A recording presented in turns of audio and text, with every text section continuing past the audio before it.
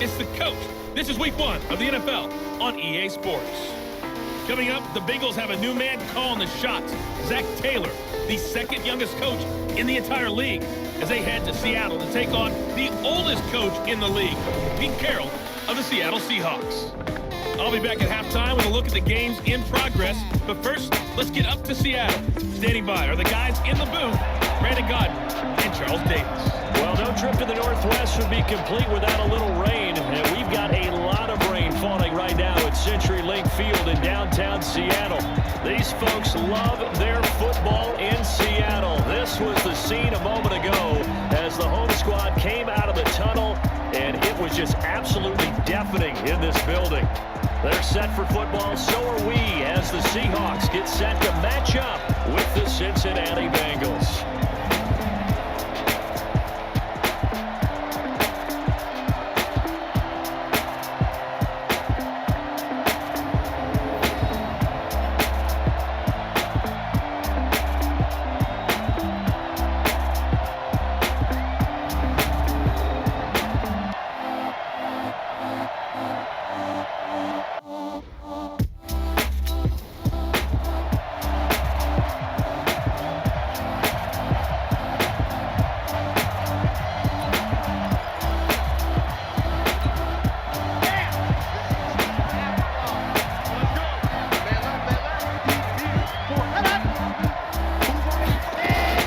This is Joe Mixon, 4th in the NFL in rushing last season. And he's going to be dropped following a pickup of 7 past the 30 to the 32. Well, I think that's what they're going to need to do here in the first half. You've got to take some pressure off of this young quarterback, and no better way to do it than to establish the running game early.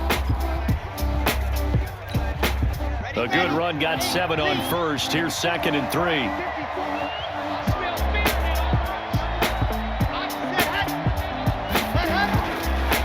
Joe Mixon.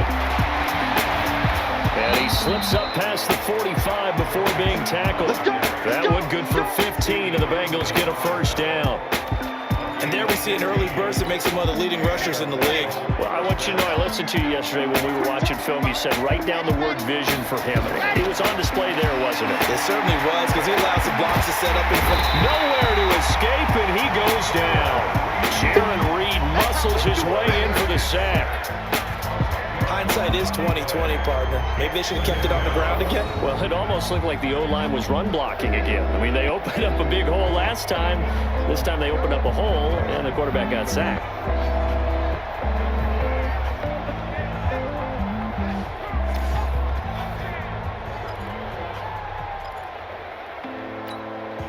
And the job becomes twice as difficult now. After the sack, it's 2nd and 20. Looking to throw. Flowers. And the catch made. It's Tyler Boyd. And he'll get it down to the 47 here. Now they get 16 out of that one, but they'll still need to convert on 3rd.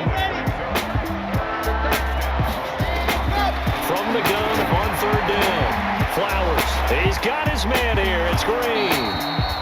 And he will have first down yardage as he's brought down at the 41.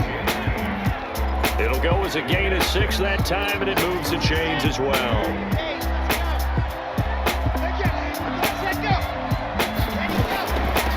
Now first carry for Giovanni Bernard. And he is going to be stopped cold behind the line of scrimmage. Calling a loss of 2 on the play. And it'll be 2nd and 12. A rare misstep on that last play because the drive has been strong, but now it's 2nd and 12. Operating from the gun. Flowers. He's going to loft one deep left side here. And he knocks the ball away, and it falls incomplete. He was looking for his favorite target, A.J. Green, that time. And it's 3rd down. And as a first-rounder, a lot of eyes on him, a lot of expectations. And he has to play well in his rookie year. Those days of coddling guys and bringing them along slowly, those days are long gone. When you're drafted in the first round, they expect you to play right away. And the community's eyes and fan base, they'll be on you the entire way. They added a lot of talent to a roster that really needed an infusion of youth. They got a very good infusion of youth. And they didn't really reach to get anyone as well. They stuck to their draft philosophy, got the best players they could at the time they were drafting, and inserted them into their lineup. A lot of contact there, but there was no way it appeared that he was going to get a flag on that one. Looking for it, but he wasn't going to get it. And as an ex-defensive back, you love it when they let you play and jostle downfield.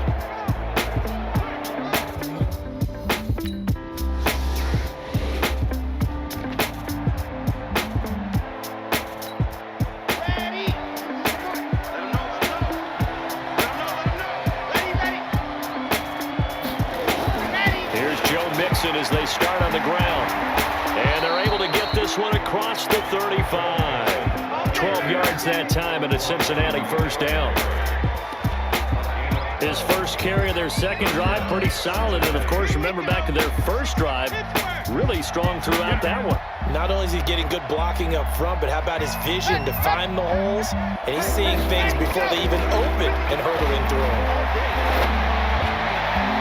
Now this throw caught left side, and they'll get this well past midfield before being stopped just before the 35. A really good pickup of 28 yards. So from Seahawk territory now, it's 1st and 10 at the 36. From the gun, Flowers. And this will be incomplete. Physical play on the football there, and it's second down. Well, the Bengals and Seahawks meeting here in Week 1, and this is a combination that we haven't seen that often on the turf. If you look back to when the franchises began facing each other all the way back in 1977. But since then, just 20 meetings between the two teams. The Bengals have won 11 of them, including the last meeting back in October of 2015. That one covers 24 yards. It's a first down.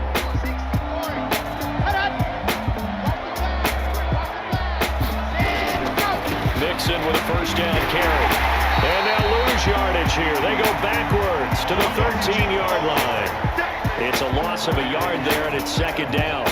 The short field shrinks even more with the type of bodies they brought in on that play. Those extra tight ends, they weren't able to secure their blocks, and that one ended up going backwards. 2nd and 11.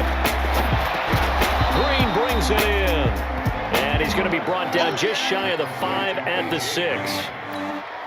The reception good for 7. It's 3rd down. From the gun on 3rd down. Flowers to the goal line, but it's incomplete.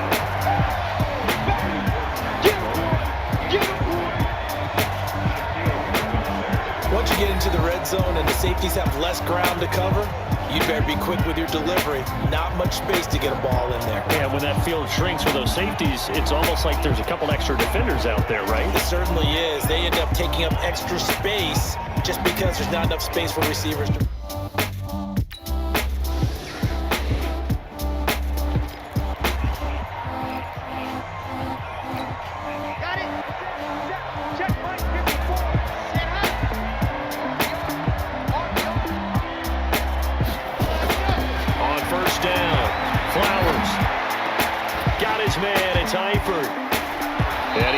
Up to the 40-yard line before being corralled. That one good for 15, and the Bengals get a first down. I like how they work the tight end on a nice little under route there, and if you're going to give him that much space, he's not going to catch the football. He's going to run away from you a little bit, and that's exactly what he just did there, picking up extra yardage. They'll run on first down. Mixon, he'll take this from the 40 up to the 45 for a gain of 5. Despite the blitz, they're still able to pick up a nice solid gain. The disadvantage of blitzing often alters the normal spacing and run fits and leaves creases like they were able to exploit right there. The first down run got 5. Here's 2nd and 5.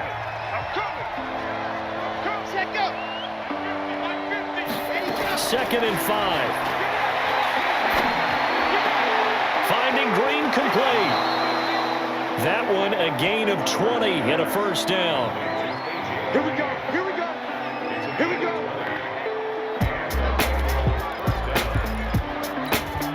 This offense finding its legs now. Here's another 1st and 10.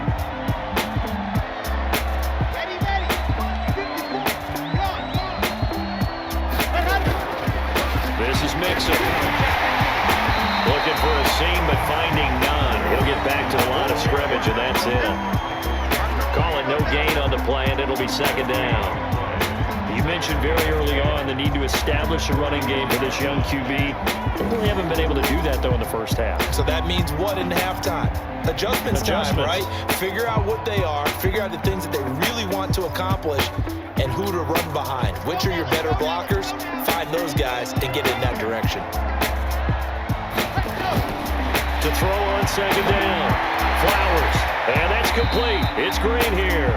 And that'll wind up moving the chains again as the tackle's going to be made at the Seahawks' 15-yard line.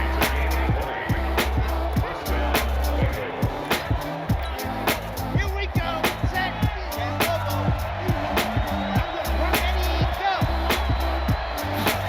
Ready. On first down, Mixon. And this play goes nowhere. Losing yardage back to the 15.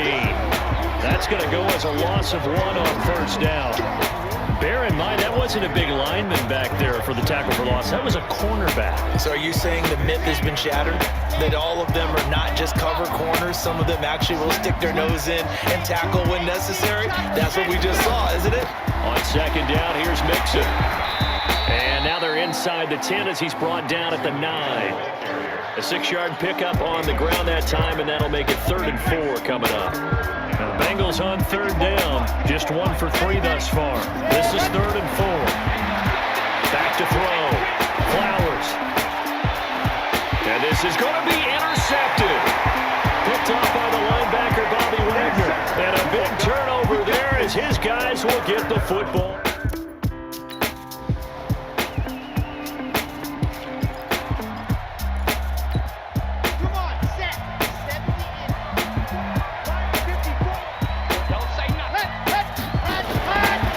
Shake off the interception from the last drive. He'll look to throw. Got an open man. That's C.J. Uzomah.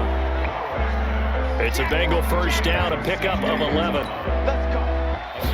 So from the 36 now, 1st and 10. And the hole closes quickly there. He gets maybe a couple up to the 38. They tried a quick hitter inside, but that one was swallowed up because what they're hoping, those big defensive linemen will take the bait and move laterally and open up a crease that they can run through. Didn't happen on that play. 2 minutes remaining in this first half of football.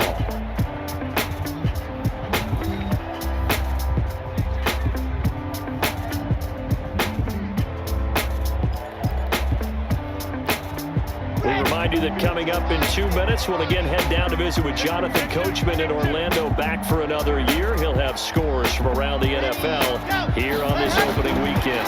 Here's 2nd and 8. He completes it to Boyd.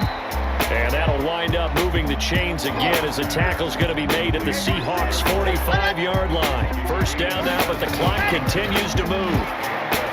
They go play action here on first down, escaping the pressure right. He gets this one to Boyd. And he gets this one inside the 15, just a yard or 2 shy of the 10. It's a gain of 35. Looking to throw. Flowers. And the catch good. It's Eifert. And he'll take this into the end zone for a Bengal TD. An 11-yard touchdown as his guys are back within a single score. That pass also evens the ledger for the rookie quarterback. Had the interception earlier, and now he gets the touchdown throw. The ideal touchdown-interception ratio is what, 3 to 1 for the best quarterbacks? But he's a rookie, just getting back to eat.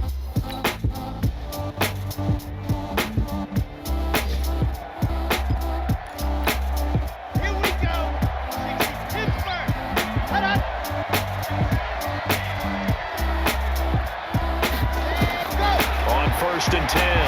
Flowers. And that is incomplete. He couldn't hold on through the contact. Brings up second down.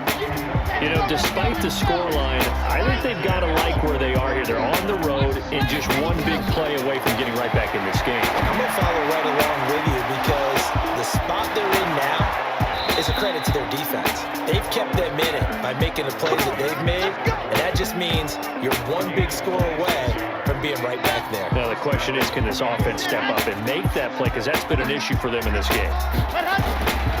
They'll run on first down. Mixon. 7 yards on the pickup there, and it'll leave them with a 2nd and 3. So they'll come up after the gain of 7 on a 2nd and 3. 2nd and 3.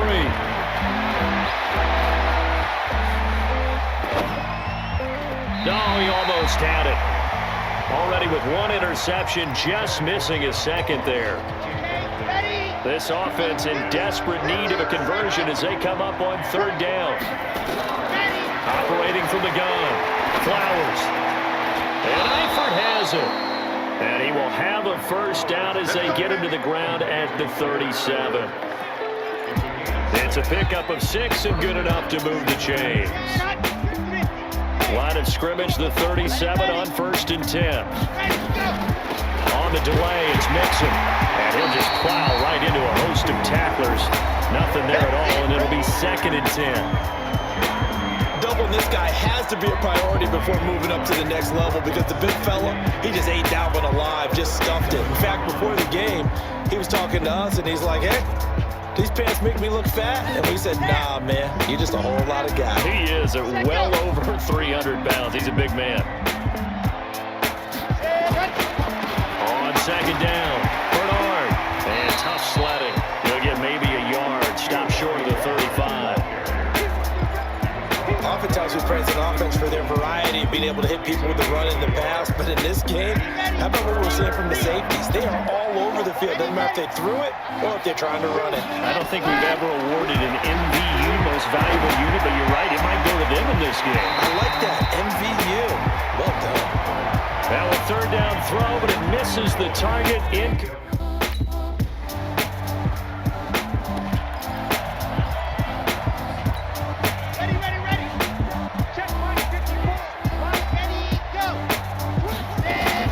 Throwing on 1st down. Flowers. And that's going to be incomplete. Too tough to hold on to that one. It's 2nd down. We have not seen a whole lot of wide open receivers. Everything seemingly has been contested. And that's another nice job there to force an incompletion.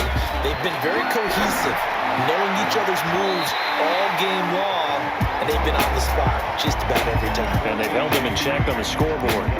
Another throw on 2nd down, and this one incomplete as well. Now they face a 3rd and 10 after back-to-back incompletions. Back to throw. Flowers. And it falls incomplete after almost being intercepted.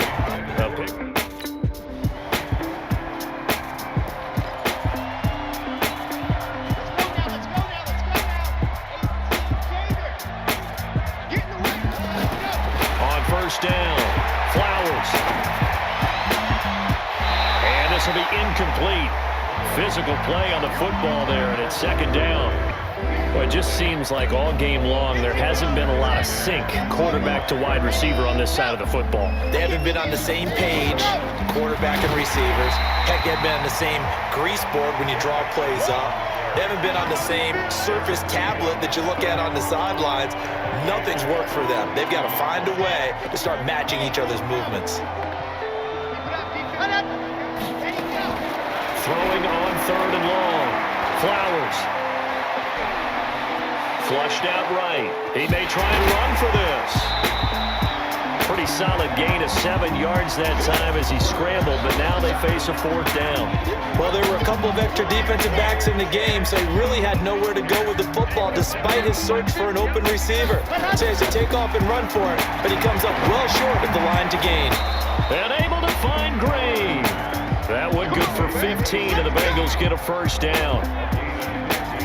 Green last year had the lowest numbers of his career output-wise, 694 yards, 6 touchdowns, but of course there was a reason for that. He was battling a toe injury the second half of the season, and boy did the Bengals miss his presence. They limped to the finish line, losing 7 of their last 8. They are happy to have him back and healthy.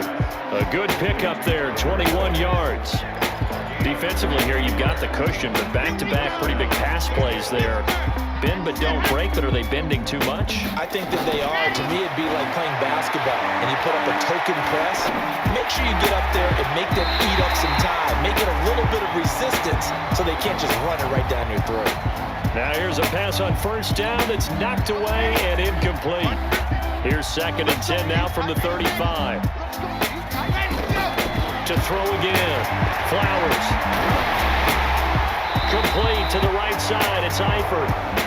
6 yards is the pickup, and that'll lead to a 3rd down. You got the big lead defensively. Willing to give them that underneath stuff, right? And this is why you work on your tackling. Tackle them after the catch, inbounds, keep the clock running. Just go ahead and bleed the game out that way. Now throwing on first down and completing it. First catch of the new season for him, and he picks up the first. Did you see that route the way that I did? I thought he was trying to get deep. Yeah, that wasn't the first option. No, it came off of that guy, the deep guy. He came underneath on the drag, completed it very well. Got a man open, it's Ross. And all the way down inside the 5 to the 4. The Bengals passing game finding a rhythm. They've got another first. 1st and goal, and they got to be thinking a chance to get right back into this football game. From the gun, Flowers. That's going to be caught by Ross for a Bengal touchdown. 4 yards on the touchdown grab, and the Bengals are able to cut into this lead. There was a lot of zip on that.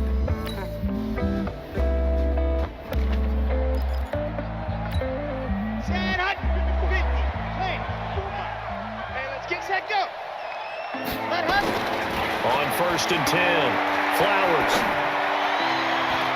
They'll tussle for it, and this is going to be caught. And he'll be out just a yard or two shy of the 30. An ideal beginning of the drive there as they'll get 20 and a first down. Line of scrimmage, the 31 now on 1st and 10. Looking to throw. Flowers. And that is incomplete. He couldn't hold on through the contact. Brings up 2nd down. The positioning here is key. As a defensive back, you're taught 99% of the time, make a play on the football. But in this case, making a play on the man was all the difference. That's what forced the incompletion. So now 2nd and 10 after the incompletion on 1st down. False start, offense. And maybe they were coming with a blitz that time, and it caused a jump. I think if we saw it, you know that they saw it. Might have been a little discussion down there. Bad guys coming, pick them up, and someone jumped. So after the penalty, heading in the wrong direction, 2nd and 15. Forced out to his left. He'll let this go for the end zone, and he can't hang on. That's definitely going to be one he wishes he had back. Incomplete in the end zone. This defense was definitely alert to the possibility of the deep ball, and they were more than ready for it. They've got the lead, 4th quarter. Maybe can expect more passes like that downfield. He's going to have the hook up to Ross. They pick up 10, but it'll still lead to a 4th down. And they're indeed going to go for it here on 4th down.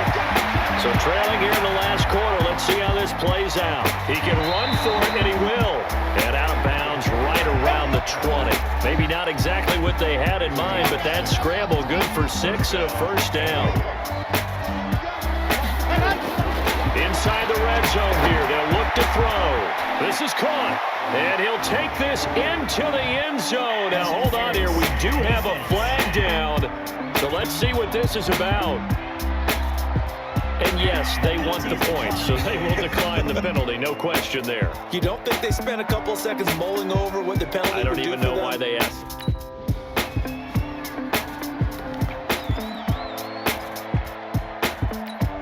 Here we go. Set. And we'll go. Hut. Let's go. Back to throw. He's going to let it fly. And a crusher there as it's intercepted. Picked off by Quandre Diggs.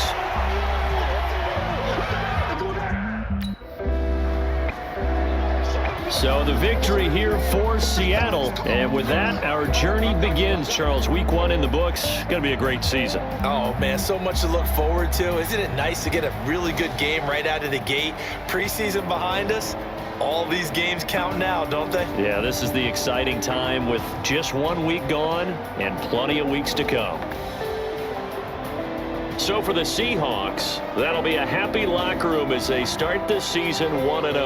And they will hit the road next week to take on the Pittsburgh Steelers. Meanwhile, for Cincinnati, they go down to defeat here in the opener. And